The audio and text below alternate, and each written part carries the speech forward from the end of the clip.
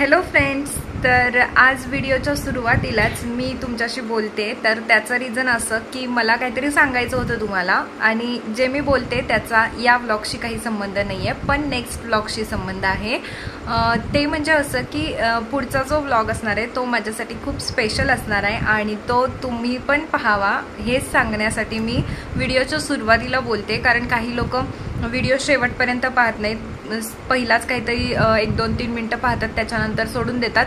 म्हणून मी सुरुवातीलाच तुमच्याशी बोलते आणि सांगते की प्लीज माझा नेक्स्ट व्लॉग नक्की बघा. तुम्ही जर माझं जे नेचर आहे, म्हणजे माझा जसा स्वभाव आहे तसा तुमचा स्वभाव असेल तर तुम्हालाही तो व्लॉग नक्की आवडेल. आणि तो माझ्या जरी स्पेशल आहे तर माझी अशी इच्छा आहे की मी तो तुमच्याशी पण शेअर करावा. सो तुम्ही माझ्या चॅनलला सबस्क्राईब करा आणि बेल आयकॉनवरती पण क्लिक करा, म्हणजे तुम्हाला त्याचं नोटिफिकेशन मिळेल. सो नक्की बघा. सो आता आपण कंटिन्यू करूया किचन क्लिनिंग पार्ट 3. ज्यांनी किचन क्लिनिंग पार्ट 2 नाही पाहिला त्यांनी तो बघा आणि नंतर हा बघा, म्हणजे तुम्हाला कळेल की आधी म्हणजे तुम्हाला स्टेप बाय स्टेप समजेल मी कसं क्लीन केलं ते. कारण माझं किचन खूप एक्स्ट्रीमली खराब झालेल्या अवस्थेत होतं. ते पहिल्या म्हणजे किचन क्लिनिंगच्या व्लॉगपासून तुम्हाला दिसेल. तर ते तुम्ही पाहिले नसतील तर तेही व्लॉग बघा. आणि हा आहे पार्ट 3, म्हणजे सगळं क्लीन वगैरे झाल्यानंतर आता फक्त फिलिंगचं काम करते, म्हणजे सगळ्या बरण्या वगैरे सगळ्या भरून घेते मी ह्याच्यामध्ये. आणि इतकं सुंदर वाटतं ना, सगळं किचन असं स्वच्छ चमकते असं वाटतं. तसं हे सरकारी किचन असल्यामुळं थोडंसं डलनेस त्याच्यामध्ये आहे, कारण की कलर वगैरे सगळा जुनाच आहे. आम्हाला नवीन व्हाईट वॉश वगैरे करायचं होतं पण ते जमलं नाही. मी पहिल्यापासून तुम्हाला सांगते की कसं काय सिच्युएशन होती, कोणत्या सिच्युएशनमध्ये आम्ही शिफ्टिंग केलं. तर त्यामुळं पण इट्स ओके, आपण जर बाकीच्या गोष्टी सगळ्या स्वच्छ वगैरे केल्या ना तर त्या गोष्टीचं इतकं काही वाटत नाही. आणि जे काही राहिलंय ते सगळं मी त्याची कसर ना डेकोरेशन करून भरून काढणारच आहे, आणि तुम्हाला दिसेल माझ्या अपकमिंग व्लॉग्समध्ये की मी त्याचं कसं काय काय डेकोरेट वगैरे करते. तर तुम्हाला पण थोडीफार आयडिया येऊन जाईल की कसंही जरी असलं तरी आपल्या मनामध्ये जर असेल ना की एखादी गोष्ट आपल्याला आपल्या मनासारखी पाहिजे, अशीच दिसली पाहिजे, तसंच दिसलं पाहिजे, तर आपण ते करू शकतो. सो मी आत्ता जरी त्याला कलर केलेला नाही आहे, व्हाईट वॉश काही केलेलं नसलं तरी मी त्याला डेकोरेट करून त्याचा लुक नक्की चेंज करणार आहे. आणि तो कसा ते तुम्ही माझे व्लॉग्स बघत राहा, म्हणजे तुम्हाला समजेल. तर इथे बघा तुम्हाला दिसत असेल माझ्या बरण्या भरलेल्या. हे सध्या मी विकत घेतलेलं काहीच नाही आहे. हे जे डाळी वगैरे आहेत ना, तर ते सूरज बाहेर जाणार होते त्यावेळेला त्यांनी मला भरून दिलं होतं किराणा घरातला सगळा. आणि तो जसाच्या तसा आहे, म्हणजे लाडू आणि मी आमच्या दोघींचं तर शॉर्टकट असायचं जेवण, आणि तसंही टेन्शनच्या पिरियडमध्ये जास्त जेवण आम्ही केलेलंच नव्हतं. नॉर्मल डाळ भात हे ते असंच चालू होतं. त्यामुळे जो किराणा भरलाय तो तसाच सगळा शिल्लक आहे. त्यामुळे माझ्या बरण्या तुम्हाला अशा पूर्ण भरलेल्या दिसतील. हे मी आता अजिबात खरेदी केलेले नाही आहे ह्याच्यातलं काहीच. सो सगळं तसंच आहे, तर ते मी भरून ठेवणार आहे आणि मग ते ऑर्गनाईज पण करणार आहे बरण्या. तर ना मी या किचनमध्ये फर्स्ट टाइम ह्या बरण्या अरेंज करते, म्हणजे मी आल्यापासून काही केलेलं नाही आहे. त्यामुळे या व्हिडिओमध्ये तुम्हाला इकडची बरणी तिकडं आणि तिकडची बरणी इकडं करताना 2-3 वेळा दिसेल, कारण की तुम्ही समजू शकता पहिल्या वेळेस ऑर्गनाईज करत असताना आपल्याला लक्षात येत नाही की कुठली बरणी कुठं ठेवायला पाहिजे. त्यामुळे तुम्ही बघा, इथे फक्त मज्जा माझी. मी एकदा वरती ठेवते, पुन्हा खाली ठेवते, पुन्हा तिकडून चेंज करते, असं सगळं माझं चालू होतं. सो म्हणून मी थंबनेलला तसं ते लिहिलं होतं.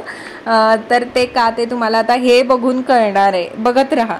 आता ह्या बरणीचं झाकण बघा. हा मी 5 मिनिटं गोल गोल फिरवते तर ते लागत नाहीये, मी तरी तसंच ठेवलं. नंतर माझ्या लक्षात आलं अरे हे लावलं नाही आपण, मग परत काढलं. नंतर लक्षात आलं त्याच्यामध्ये डाळ अडकली होती, सो ते बसत नव्हतं. नंतर फायनली ते बसलं. आता माझी मज्जाच बघा, फक्त नुसतं चेंज करते मी बरण्या इकडून तिकडं, कारण फर्स्ट टाइम करते ना, मला आयडिया नव्हती. So please don't laugh.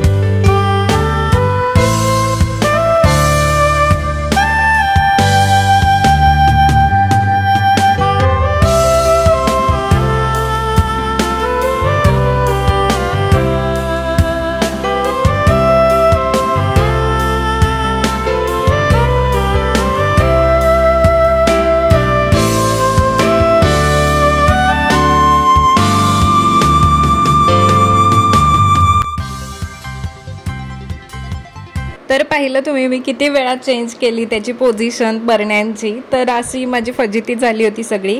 आणि त्यानंतर आता मी हे जे काही माझ्याकडे पर्पल रॅक आहे मी बोलले होते, तर तेच हे रॅक आहे माझ्याकडे ताटं ठेवण्याचं। तर त्याच्यामध्ये मी प्लेट्स आणि ताटं आणि एक तवा ठेवलाय।